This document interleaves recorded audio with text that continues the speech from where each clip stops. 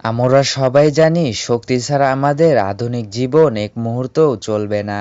তবে কল্পনা করুন, যখন আমরা মহাকাশে স্থায়ী বসতি স্থাপন করব, তখন শক্তির উৎস কি হবে? আজকের ভিডিওতে আমরা এই অসাধারণ প্রশ্নের উত্তর খুঁজব এবং জানব কিভাবে মহাকাশে শক্তি উৎপাদনের প্রযুক্তি আমাদের ভবিষ্যৎকে রক্ষা করতে পারে। চলুন শুরু করা যাক।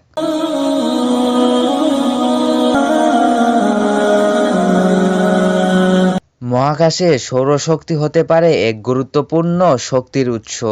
মহাকাশের মহাশূন্য বা মাধ্যাকর্ষণ অঞ্চলে আমরা বিশাল সোলার প্যানেল স্থাপন করতে পারি, যেখান থেকে সরাসরি সৌরশক্তি সংগ্রহ করে পৃথিবীতে পাঠানো সম্ভব হবে। এই প্রযুক্তি শুধু ভবিষ্যতে নয়, বরং বর্তমানেও উন্নতির পথে রয়েছে। নিউক্লিয়ার ফিউশনও হতে পারে শক্তি উৎপাদনের আরেকটি সম্ভাব্য পথ। পৃথিবীর তুলনায় মহাকাশে নিউক্লিয়ার ফিউশন অনেক বেশি কার্যকর হতে পারে। বিশেষ করে চাঁদ এবং মঙ্গল গ্রহে এ ধরনের প্ল্যান্ট স্থাপন করা গেলে আমাদের শক্তির সমস্যা সমাধান পাওয়া সম্ভব হবে।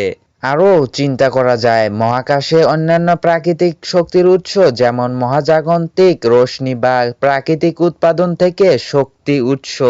এই ধরনের প্রযুক্তি আমাদের শক্তির ভবিষ্যৎকে আরো উন্নত ও টেকসই করে তুলতে পারে। মহাকাশে শক্তি উৎপাদনের এই প্রযুক্তিগুলো আমাদের জন্য একটি নতুন যুগের সূচনা করতে চলেছে। আজকে এ পর্যন্তই।